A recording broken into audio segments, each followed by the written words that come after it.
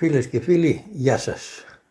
Κατά καιρούς είχα την παρότριση φίλων να μεταφέρω κάποιες από τις εμπειρίες μου σχετικά με την προετοιμασία ενός προεκλογικού αγώνα.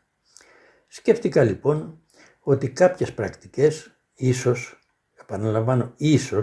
και να είναι χρήσιμες για όσους επιθυμούν να διεκδικήσουν μια αιρετή θέση. Μια αιρετή θέση που μπορεί να είναι είτε αυτή του βουλευτού είτε αυτή του συμβούλου ενός συλλόγου.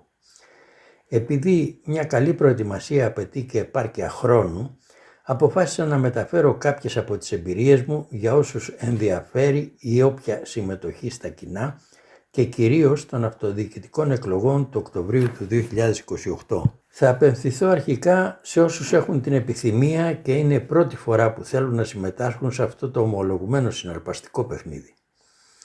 Αν και κάποιοι κανόνες ισχύουν σε όλες τις περιπτώσεις, αλλά για να γίνω πιο κατανοητός θα πάρω ως παράδειγμα αυτό του υποψηφίου δημάρχου.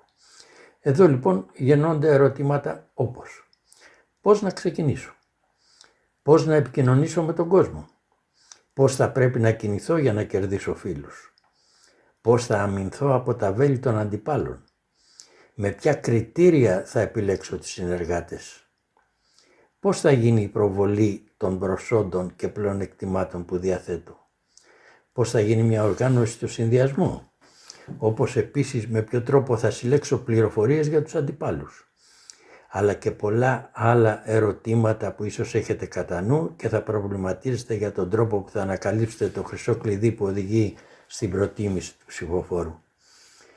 Στα επιπλέον ερωτηματικά που ίσως θα πρέπει να θελήσετε κάποιες απαντήσεις μπορεί να είναι: τι είναι αυτό που διαμορφώνει τις επιλογές του ψηφοφόρου, πότε συμμετέχουν στις εκλογές και πότε απέχουν, τι ιδιαίτερα προσόντα πρέπει να διαθέτει ένας πολιτικός, ένας συνδυασμός ή κόμμα για να κερδίσει την επιλογή του ψηφοφόρου.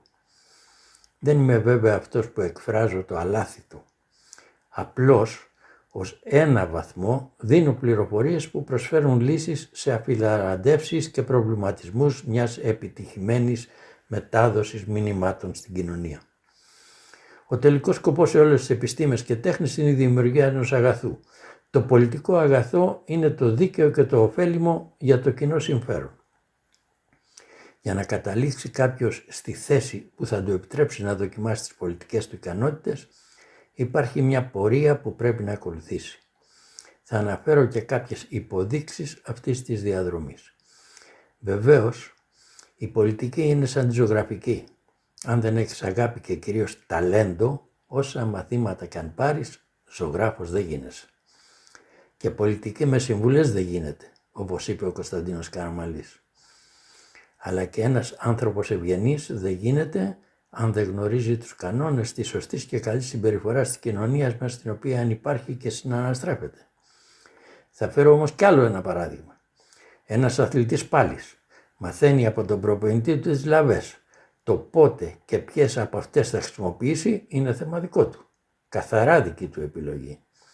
Εδώ λοιπόν θα προσπαθήσω να αναφέρω τις διαδοχικές, ουσιαστικές και τυπικές διαδικασίες που είναι απαραίτητες για ένα ξεκίνημα, είτε προσωπικό είτε ενός νέου φορέα όπως είναι ένας συνδυασμός, και να παρουσιάζω τρόπους παρουσίασης και προβολής των θέσεων είτε προσώπων είτε προγραμμάτων συνδυασμού κατά τη διάρκεια της προεκλογικής περίοδου. Θα προτείνω επίσης πρακτικές που έχουν να κάνουν με την οργάνωση, διαχείριση, καθοδήγηση και διοίκηση ανθρώπων με διαφορετικούς χαρακτήρες που αποτελούν οι μεγάλες ομάδες όπως είναι αυτές των συνδυασμών της τοπικής αυτοδιοίκησης.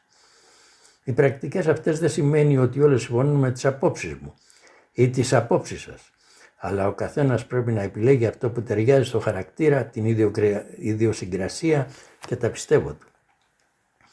Καμία υπόδειξη δεν είναι ικανή να αντικαταστήσει την ανθρώπινη ικανότητα για επιλογή της πλέον ενδεδειγμένης παρέμβασης που απαιτούν οι ιδιαιτερότητες των στιγμών όπως αυτές διαμορφώνονται από τα γεγονότα.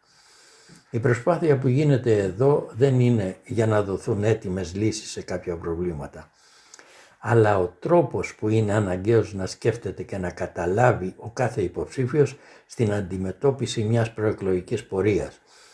Νομίζω ότι θα σας φανεί χρήσιμη η περιγραφή με διαδοχική σειρά σκέψεων που θα ακολουθήσουν. Επίσης, Θα γίνει και αναφορά σε μεθόδους πολιτικών επιλογών σύμφωνα με τις επιδιώξεις και τους στόχους κάθε υποψηφίου ή γενικού ενδιαφέροντων περιγραφές που αμέσως ή εμέσως αφορούν το θέμα μας. Σε πολλές περιπτώσεις θα επιμένω και θα επαναλαμβάνομαι στην προσπάθειά μου να αιτιολογήσω το επιβεβλημένο αυτό που προτείνω για να δοθεί η έμφαση που απαιτείται και εκεί που νομίζω ότι πρέπει να προσεχθούν ιδιαίτερα κάποια σημεία. Θα ήθελα να επαναλάβω ότι χάριν απλούστευσης και συντομίας αναφέρομαι στη διεκδίκηση του δημαρχιακού αξιώματος, ενώ οι επισημάνσεις αφορούν όλους τους υποψηφίους, βουλευτές, περιφερειάρχες, όπως και περιφερειακούς ή δημοτικούς και κοινοτικούς συμβούλους. Θεωρώ επίσης ότι η παρακολούθηση του όλου σκεπτικού και της μεθοδολογίας είναι χρήσιμη και στο σύνολο των υποψηφιωτήτων, όπως είναι αυτές του συνδικαλιστικού χώρου, αλλά και κάθε διεκδίκηση συλλογικού ενδιαφέροντος. Αυτά λοιπόν για σήμερα και η συνέχεια στην επόμενη ανάρτηση. Γεια σας.